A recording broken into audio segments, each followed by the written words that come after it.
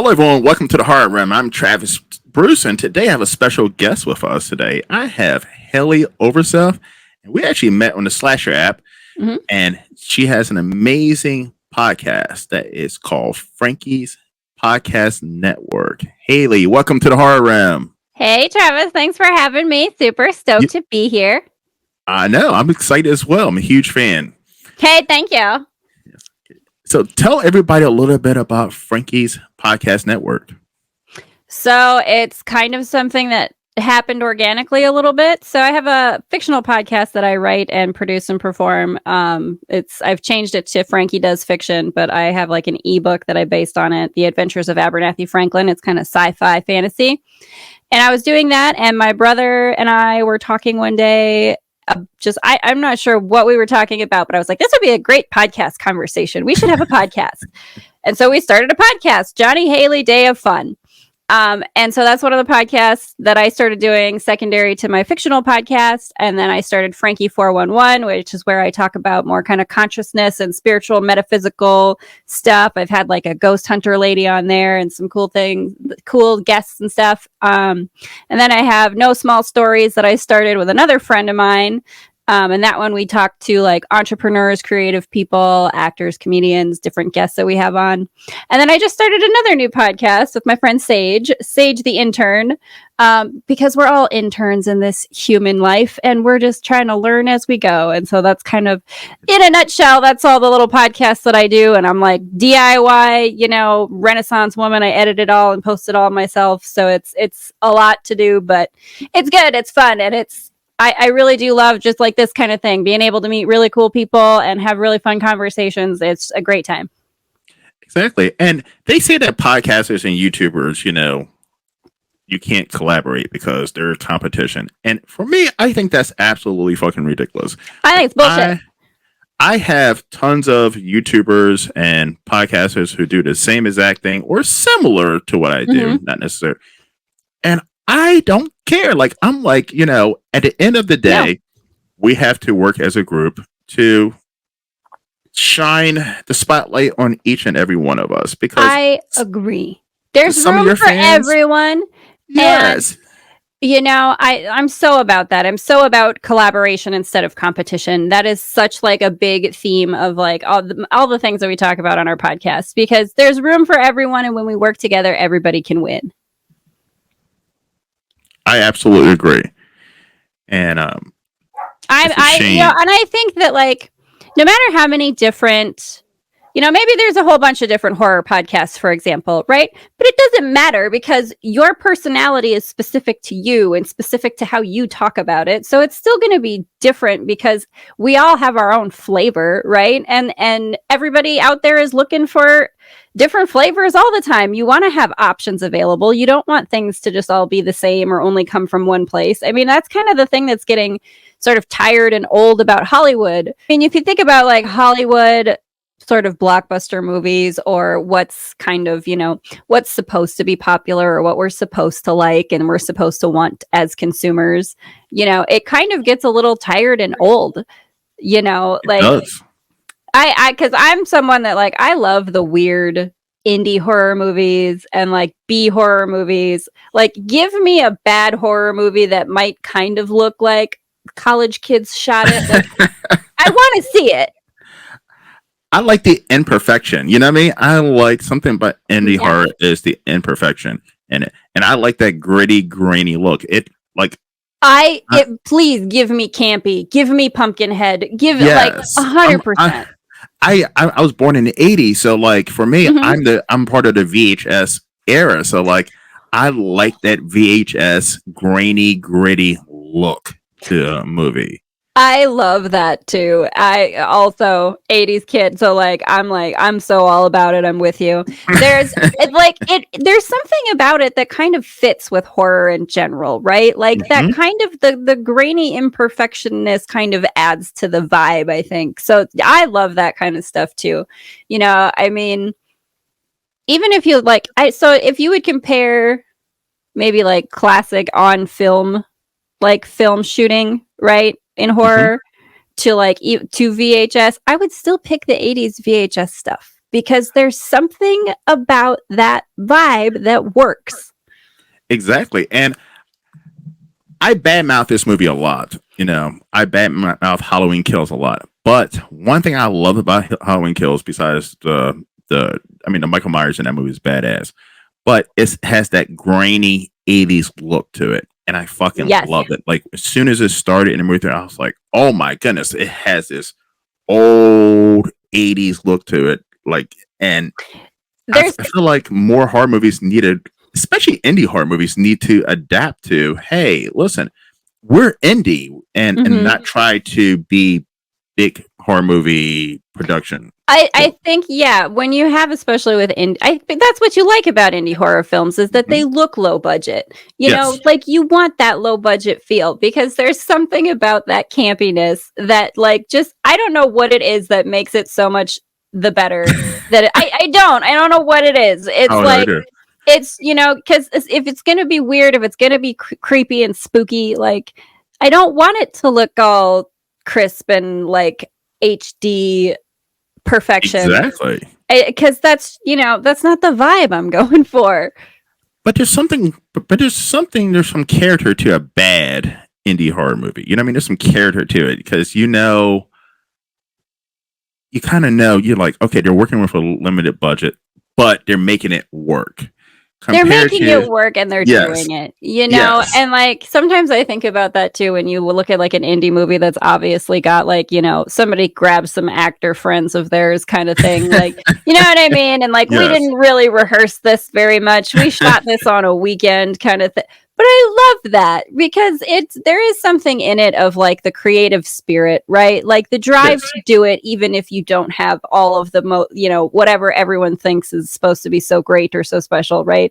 Like, you're still in there and you're still doing it anyway, I think I was talking to my brother about Blair Witch, like, recently, that we were talking about how we like Blair Witch because of the kind of like that look, right? Of like the DIY kind of, that kind of look. And he's a big fan of like Cloverfield for the same reason.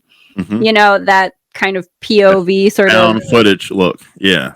That maybe that's kind of part of it, right? Like the whole the fact that it kind of looks like it was a home movie shot, right? Like, when it's got that vibe, there's something a little bit more real and spooky to, like, that found footage feeling of like, ooh, this is some weird stuff that somebody caught in the backwoods or whatever that was going on, right? Like, it's got that vibe to it, and I love that. I think that so works for horror movies and B horror movies. Yeah, because for me, like, I grew up with the Full Moon movies, the Puppet Masters, the Doll Mans, the stuff that, listen, bad acting, but I love it so much. But low budget, but it still had its charm to it. Now, I do see some indie horror movies who are, like I said, they're trying to be big budget, but they're working on a $10,000 budget. Yeah. And it's just like, it seems like they put so much money into the cinematography, and you're missing out on the best parts of a indie bad horror movie, B movie. Yeah, no, I agree with that. There's something about, like you say, it's just got a charm to it. And when you know that they're working on a low budget, and you can kind of see that there is something that kind of makes it like you can insert yourself a little bit more into the situation, kind of, right? Mm-hmm. Like, because it doesn't have the perfect look the way that a movie does. Like, there's something about it that it does not take away from your suspension of disbelief. It adds to your ability to like put yourself where that person is and imagine it. Like, I'm kind of right now thinking about like the original Texas Chainsaw Massacre movie, and like that kind of like, even though that was like old film, like that kind of look, that kind of, I don't know if you want to say, like, the colors are kind of dull. You know what I mean? It's that grainy, gritty look. It looks like someone just grabbed an old camera and just start filming it. And that makes it spooky. That makes it very, like you are kind of a bird's eye view discovering this story and watching this horrific thing that happened and being like, what the fuck? It's a fun space to be in when you get to feel like you're a little detective that stumbled upon a true crime story, right? Like, yes, that gets fun. And it's great even once in a while to watch a low budget indie horror movie, and you see like the cop car comes and it's just like it's like a Honda Civic with like just lights flashing. There's no siren. Like that adds character. I'm like, okay, I see what they were going. They didn't have the budget to get the cop car, but I mean, like, they did it and they put it together. They did it because I don't rate indie horror movies on the same level as I do as big budget horror movies. I really don't. Right. I have a different expectation and a different rating scale. Yeah. But every once in a while, not every once in a while, a lot of times, especially recently, there's been some indie horror movies that I'm like, wow, you put this up against a big name in the movie theaters horror movie, and this is way better. I mean, the acting's better, the quality's better, the story's great. There are some great indie horror movies right now out, and I've interviewed several of the filmmakers, and I'm like, wow, like, how come big name studios are not seeing this? Like, there are some amazing indie horror filmmakers out there. That, I kind of like that about where we are in like just the world of the internet and all the platforms that are available, right? Like people can put stuff out there that they make that doesn't have to, be okayed by the gatekeepers of like the film industry. Like I really do love that. And I think it's so true, and it's great that and this is why we need so many horror podcasts out there, because people like you need to talk to all the people making all the cool stuff, and you can't talk to everyone all at once, so you need lots of podcasts because there's lots of good stuff going on. And you know what, I don't even get upset. Like I've seen several YouTube channels that are like mine that popped up months after mine popped up, and I don't get upset that like, oh my god, they're copying over me or this and that. No, I'm like, I actually feel kind of like, wow, I'm kind of a pioneer at what I do. Before me, no one else was doing this on YouTube.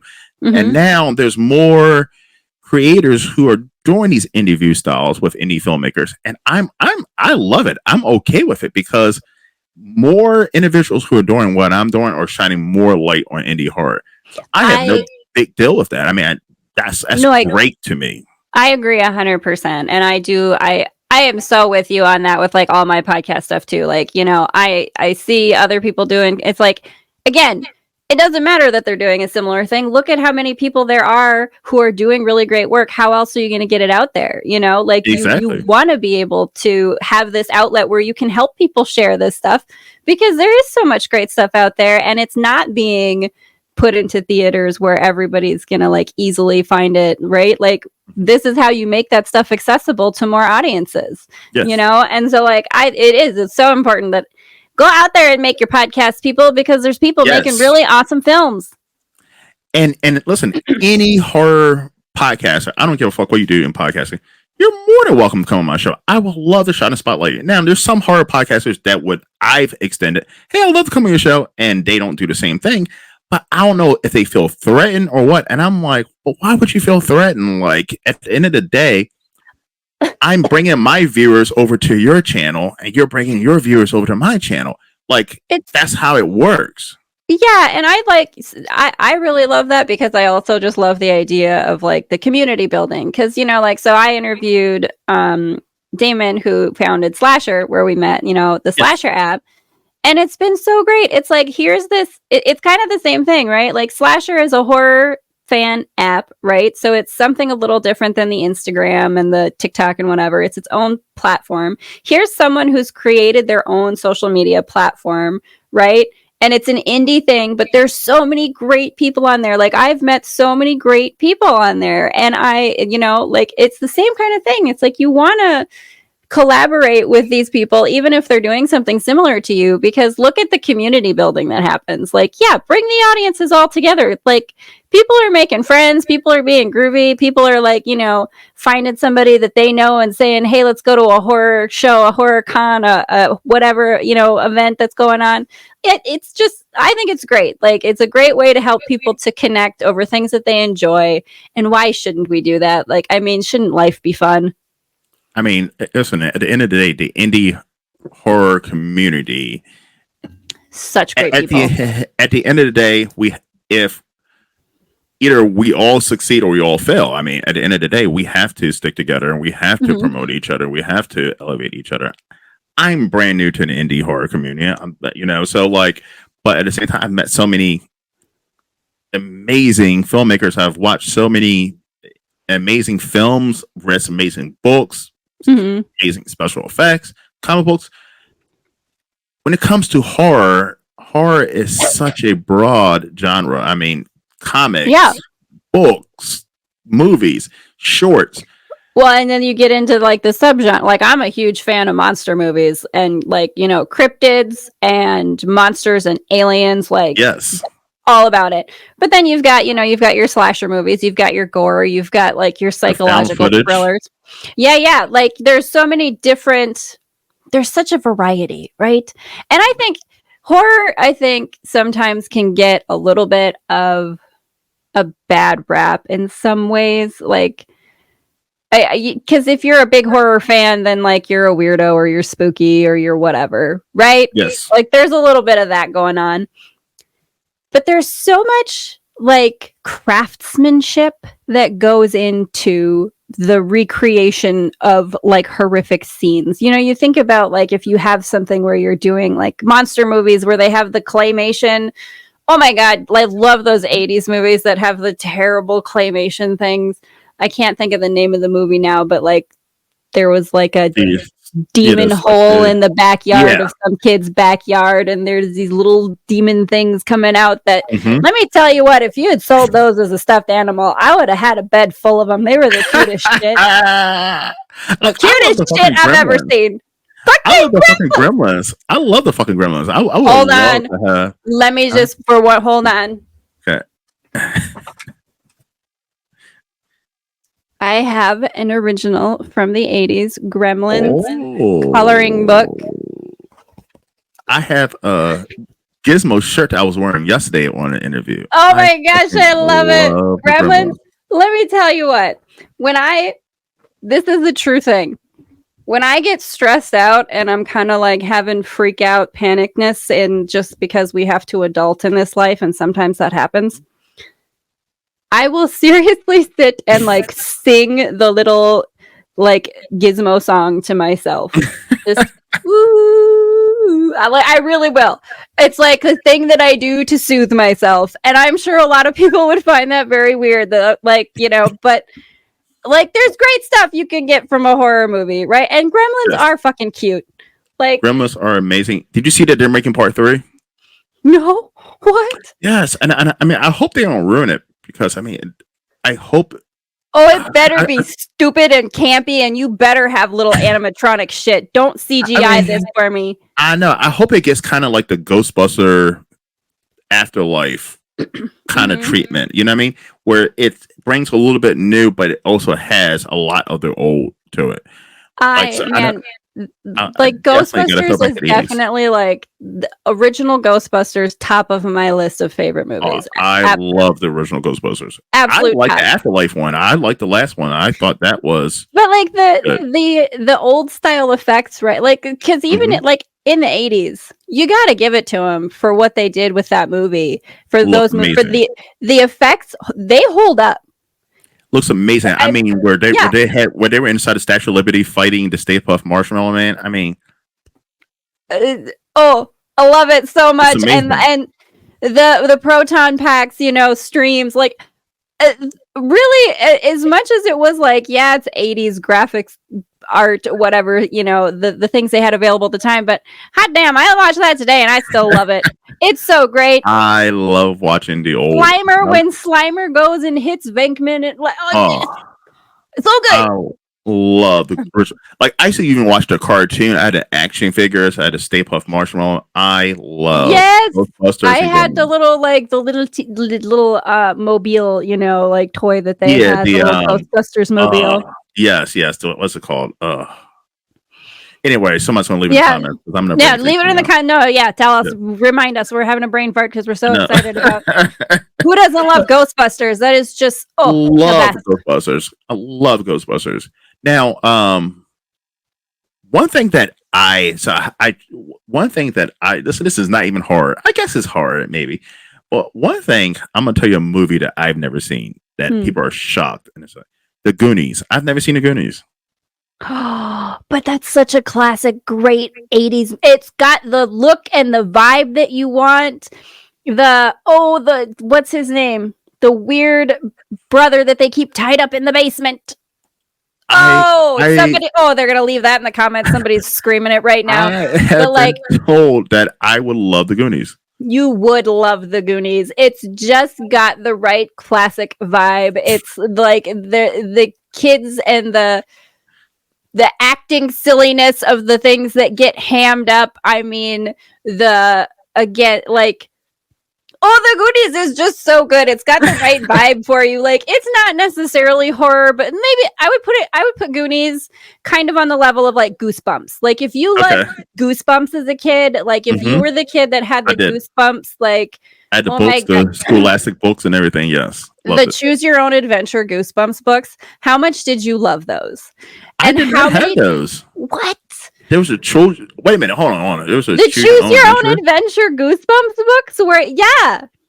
I must have been out of Goosebumps stage at that point because like I used to get the scholastic Goosebumps that like At the the book one fair with at school, at a right? book fair with a Yep. puppet, or every once in a while I would go to. I know this doesn't even exist more, but I used to go to a Walden's book and get a Goosebumps. By the way, there's no more fucking bookstores. It's Barnes and Noble, and that's it. There's a crunchy little bookstore in actually the town that I live in, and they have an open mic night that I did some stand-up comedy at last weekend, actually. Nice. Yeah. So there are little teeny tiny bookshops. Sometimes some places you have to find them. This one doubles as a bar and a place where they do open mic stuff, so maybe that's sweet. it's a very kind of special flavor of bookshop kind of place. But there's one in Baltimore. It's called Red Emma's, and I used to go there, but like it's in a sketch area of Baltimore, so like you kind of have to get in and get out at a certain time. If not, yeah, you don't want to be there when it's like warriors. you might get a cap in your head. Nobody's trying to do that. No, we don't want. No. We will watch the horror movies. I'm not. But it's not. I don't need to be in a horror movie. No, it's like, listen, I love Jaws. It is one of my favorites, but I don't need to be in the water with a shark. Thank you. All right. I'm good. You can have them things behind glass at SeaWorld or whatever. I can't. No, thank you. All right. All right. So I'm going to ask you. Normally, I do 3 fun horror questions. I'm going to ask you 5 fun horror questions. Are you ready? I am ready. These are going to be risque and tough ones. Ooh, all right. Fun. Here's the first one. F, Marry, Kill. Freddy, Jason, and Michael Myers. Freddy, Jason, and Michael Myers. Okay. Well, you can't fuck Freddy. Why like not? Them fingers. Are you kidding me? It's a glove. You can take it off. Oh, what? I don't know. He a pedophile anyway. We can't. No. You gotta kill Freddy. Freddy has to die. Okay, you kill Freddy. The fingers and he wants to touch children. That's not okay. Freddy gotta die. Like, I understand why they did what they did. I get it. So you gotta kill him. Okay, so fuck and bury between Jason and Michael Myers. No. Oh man. Okay. Michael Myers is at least tall and kind of built, right? So we'll fuck Michael Myers because under that mask, maybe there's he looks like he's got a good physique and okay. What normal face? Yeah. Could be a good time. Let's just keep the hands tied up or something for your safe, right? You're probably going to have to do that with both of them. There's probably going to have to be a bondage situation going on. Yeah, but once you start putting your hands around your neck, then you don't know where that might lead to. You're right. Like, we can't have that stuff. So you need to be restrained. I'm very sorry. And I guess that means I got to marry Jason, man. And, oh, Lordy. All right. Listen, I like camping. We can go to the lake and hang out. We'll chill. It'll be fine. And he really loves his mom, too. And he really loves his mom. Like, a man who loves his mom, right, I guess would be a great husband. There you go. We'll go with that. So, Michael Myers. That's a great question. Michael Myers killed his mom. So, that's... you don't want to marry that one. No, I don't care how bad mom is. Right? Like, because that means that he just doesn't have enough patience in this world, right? So you can't be having that. Guy who loves his mother, that man is patient. He will tolerate me on my crazy days, and I need that. Yes. So there we go. That's a great question. I love that. Thank you. Second question. What is one horror movie that everybody says is so great that you're like, that's kind of overrated to me? I think is it called Lights Out? The one with Diana is the creepy thing that like can only be. I love in the Lights shadow. Out. Yes, you didn't like that? Here's what I'm gonna say. Maybe there's a little bit of like my I film school background. I get a little bit snooty or something. I know that it was a short film first, and I think it works better as a short film. I think it worked better as not because like when you take something like that and you turn it into like a full film, you kind of have to sort of wrap up the story or whatever. And I just don't think it worked as well when you had to like give it the sort of explanation of what the lore of what this thing is, like for the scares and for like what Diana was. I kind of think it worked better as a short film with less information and less trying to like, I just don't think that the storyline worked very well for me when they try to like give an explanation of the why or the what. Like, I think for me, for monster movies a little bit too, that like, because I'm that way with Jeepers Creepers, where like, I love Jeepers Creepers. I love the first one. But when you show me that monster so clearly for too long of a time, do you know what I'm saying? It's like if you don't leave enough to my imagination to be scared, it kind of ruins it for me. Like that's the kind of the thing about Jaws, right? Like it takes the whole movie for you to see the monster kind of thing, and I don't know. I think that that's part of what it was for me. Like there was too much explanation, and I think that the spookiness and the mystery of it worked better as a short film. I think that about another film. I can't remember what it's called right now. It's a British indie film, but Blair Witch is just another one like that. The first one, you don't see anything and scares the shit out of you. You don't know. You use your imagination. Right. And it was the third one, which I still enjoy. You like get to see the fucking standing witch in the corner. Yes. You don't know what the fuck is going on. And it just fucking ends. I remember watching that when I was in high school, and I watched it on VHS set. I bought it from like Walmart. And I was like, whoa, that scared the shit out of me.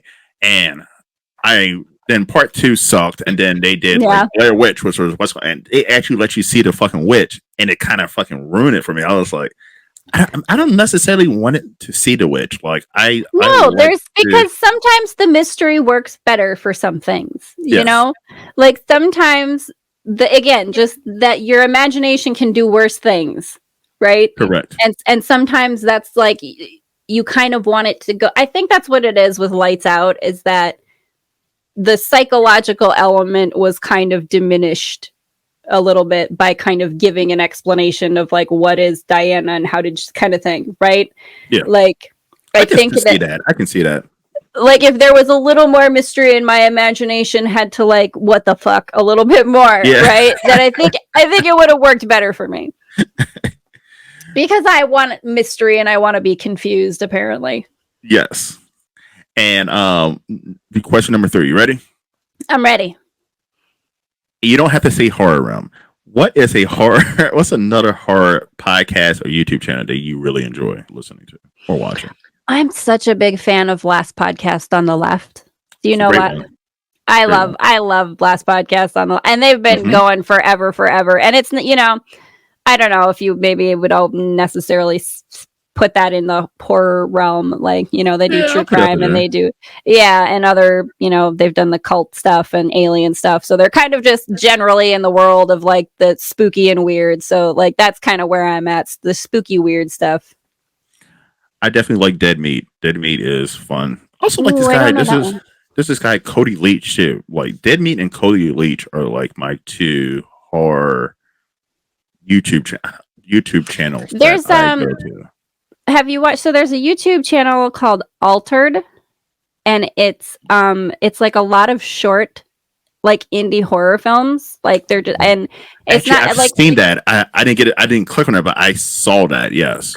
Go to Altered and check some of their stuff out. They have some great stuff. Like there's one, oh man, there's one where this girl is like a Halloween spook house actress person that there's some of them that are so well done. It's like exactly what you're looking for, where it's got the sort of like grainy, it's obviously low budget kind of shots, but like there's some stuff in there that is so good with the like freaking you out and what the hell is that's happening, and the really great, like, I think that's something about low budget movies is why I like them, that you have to get creative with what you're showing, right? Like you have to be creative about like camera angles and how much of a monster or how much of a whatever you show to people. You have to add that mystery and that weirdness, because you don't have an option to make the fancy CGI and the big, you know, animatronic monster or whatever, right? And so you do like do what you got to do when it comes to you got to be clever about how you put it together so it's still scary. And like that's the thing that I really love about it. Again, there's just such a craftsmanship to it. There's such an art form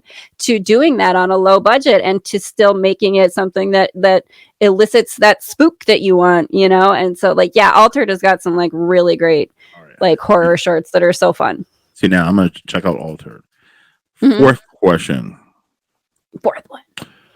Oh boy, who is the most annoying final girl in a horror movie? The one that you have like, I kind of wish she would have died. The most annoying final. That's a hard one. That is a hard one. Why? Is there several? I usually like the final girl. I usually just am like, hey, good on you, because the dumb ones usually die. You know what I'm saying? Like you don't usually end up with like the silly blonde bitch that you're like, what was you doing anyway? Like, but recently I've noticed that the annoying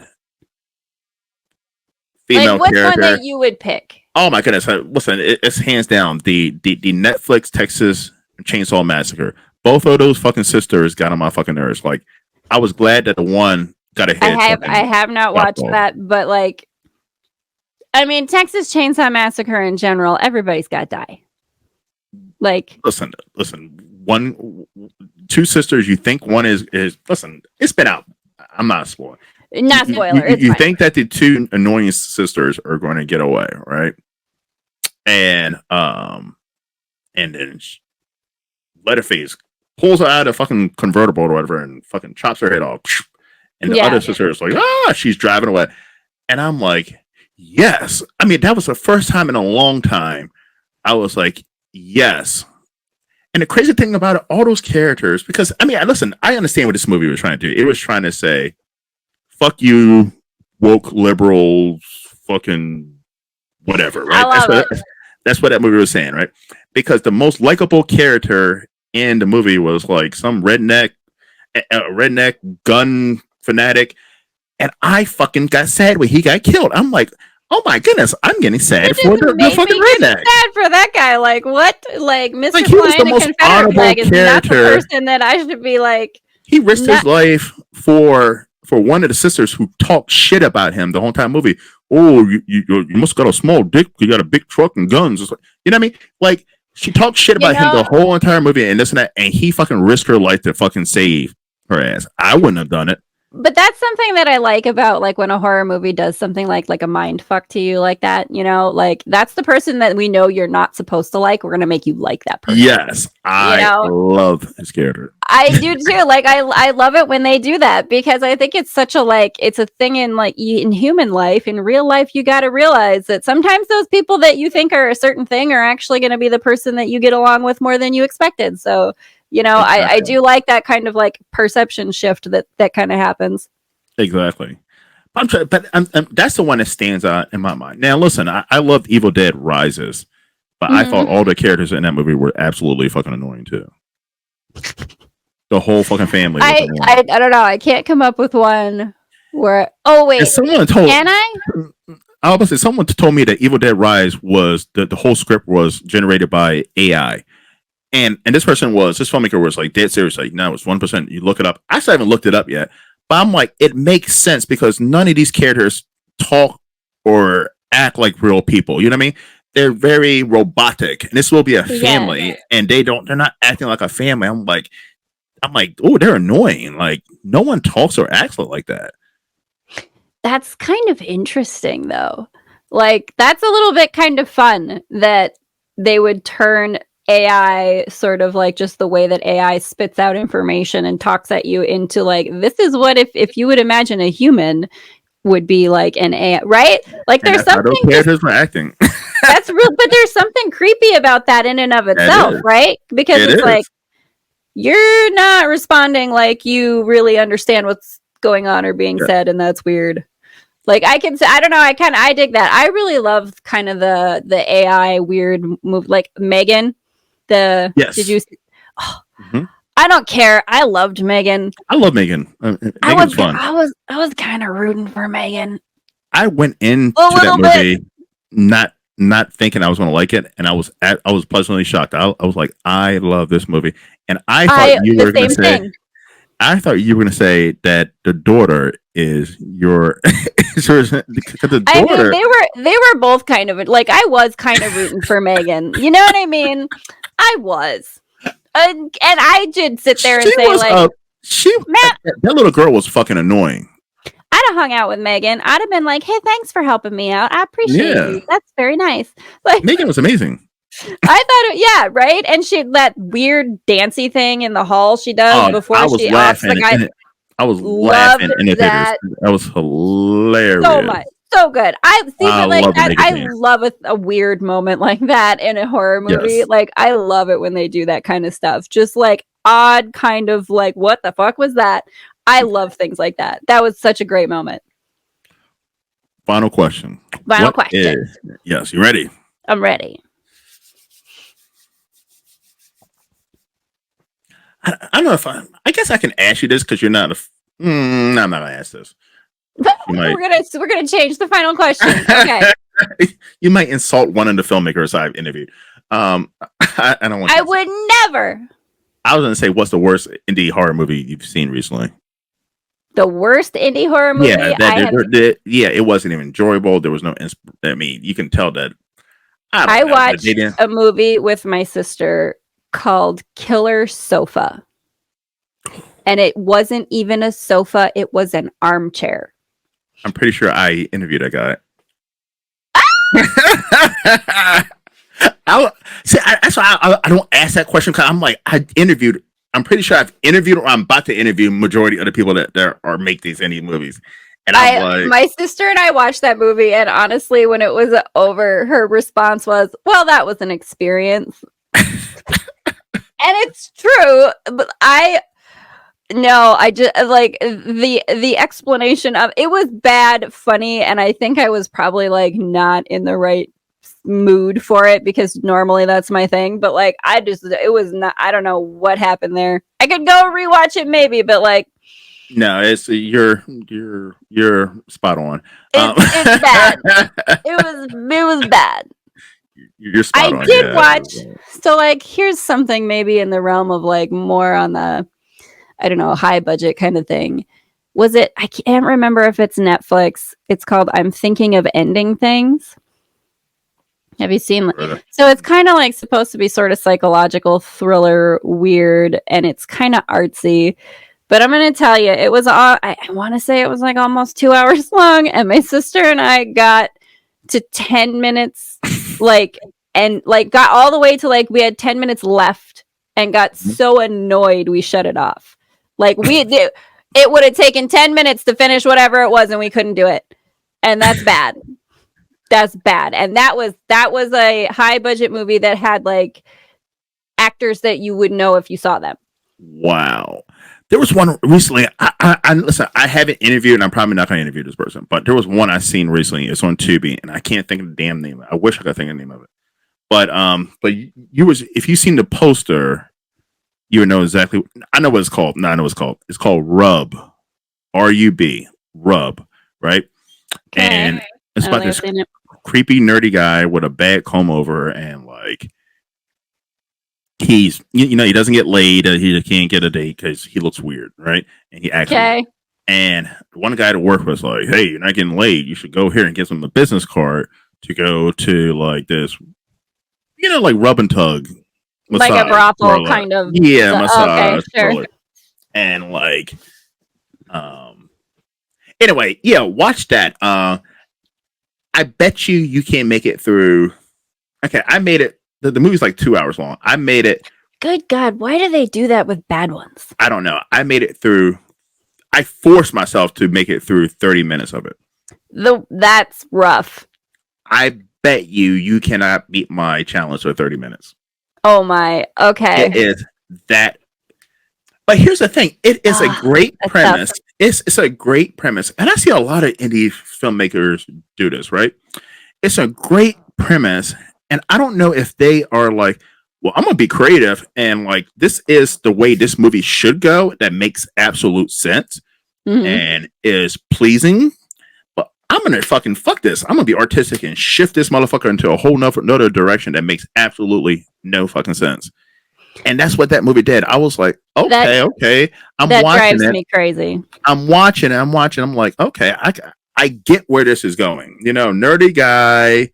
People are making fun of him, rub and tug. Okay, he just got fired from his job. Okay, everybody knows he picks up prostitutes now. Okay, I know where this is going. This is going to be like a falling down. He's going to fucking snap and start killing people. Right. That's not fucking go that way. All it turns into a weird romantic thing with him and the fucking prostitute. And I'm like, where is this going? Like, this was not supposed to go here at all. Like, the way it's going makes absolutely no sense. I know the filmmaker was like, yeah, I'm going to be creative. I'm artistic. No. You should have kept it the way it was going. If you had kept it the way it was going, I think I could have sat through and watched the whole movie. So there's a couple of things that, like, I think of when you talk about this that, like, I totally get what you're saying. Mm-hmm. Do you know the movie Funny Games? Yes. Okay. When he picks up, do you know the moment I'm talking about already?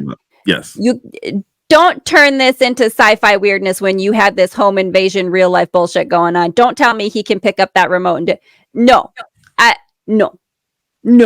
Keep it. That one pissed me off. Yes. Keep it the way it's supposed to be. Keep it the way. It's honestly, it is like, I don't know if you read It, like the original Stephen King book, right? It. Okay. He does that at the end and I'm pissed about it. It goes into like, it's not Pennywise that's the monster. It's some like weird spider creature and there's like a turtle thing. No, it goes, you cannot do creepy horror with me the whole time, supernatural situation, and then flip and go sci-fi at the end because you didn't know how else to end it.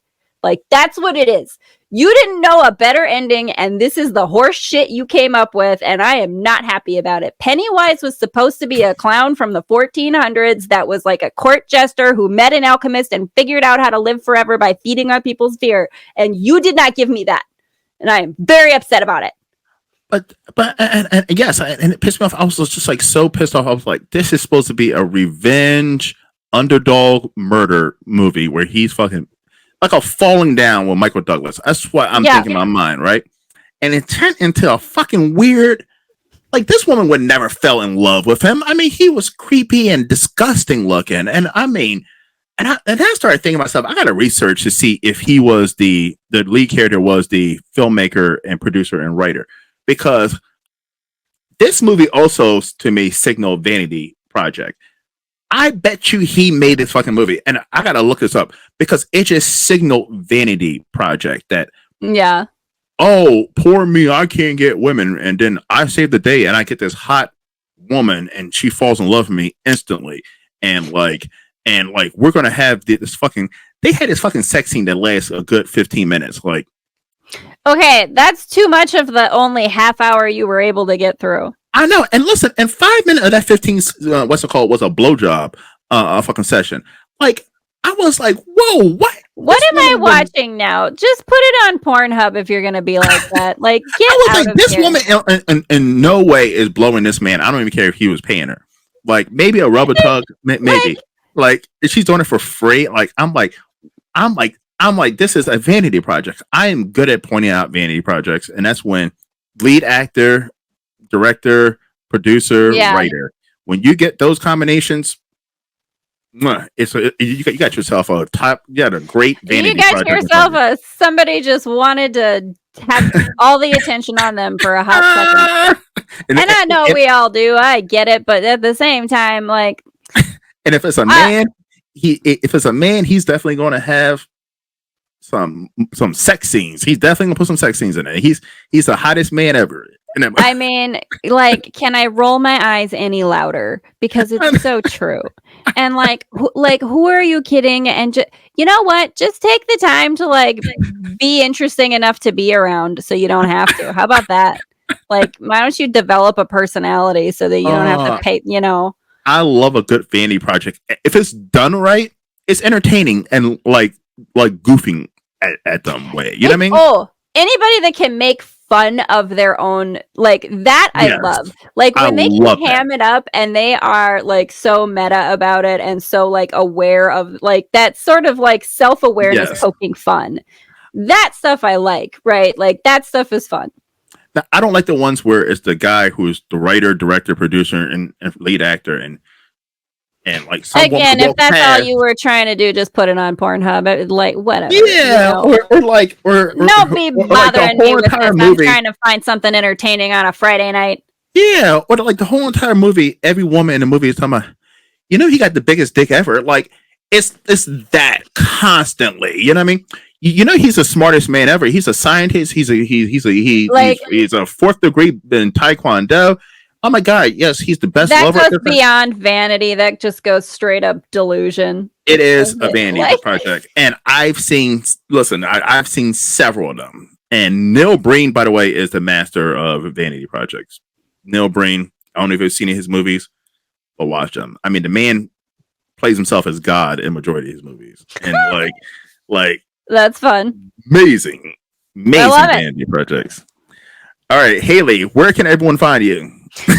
Everyone can find me if you Frankie's Podcast Network on YouTube, and you can find all my podcasts on YouTube, on Spotify, Apple, all the places. You can find me as h.overseth on Instagram and Overseth Haley on TikTok. And I do have a website that will be up very shortly, frankiewashere.com. That'll be for all the podcast stuff, for my writing, for my abstract art that I do. You can check me out there. Come follow me. Let's be friends. I want to hang out. I want to talk about fun stuff with fun people. Yes. Listen, everybody, go down in the description box. Haley's Franki Networks Podcast Network is the link is down there. Make sure to check it out. Hit that like and subscribe button. And hit that like and subscribe button for mine. I don't say that once again. I don't say this enough in my interview. Like and subscribe the Horror Realm channel as well, because it's a good time, and we're trying to bring everybody into the fun and into the party. Even if I don't like your movie, somebody else does. So keep making. And the Sofa Man is now pissed off at you. Listen, I'm sorry. You know, I said what I said. You can't make everybody happy. I'm one that you couldn't make happy. And you know what? Sometimes that's just how it is. And we all got to just accept that. We got to be honest, right? We got to be honest. We got to be, listen, just because it's not my flavor doesn't mean it's not somebody else's flavor. We all don't like everything. There is a lid for every trash can. I believe it. Exactly. Haley, it's been an absolute pleasure having you on. I'll be on your show next soon. Yes, you will. I'm so excited. Yeah. Travis, thank you so much for having me. This has been great. Thank you. Now, please don't give me an F, Marry, Kill with Freddie, Michael Myers, and Jason. So Okay, we won't do that. All right, fair enough. No, it's all right. But everyone, well, thank you for coming to the horror realm. I'm Travis Bruce. I'll see you guys next time. Take care.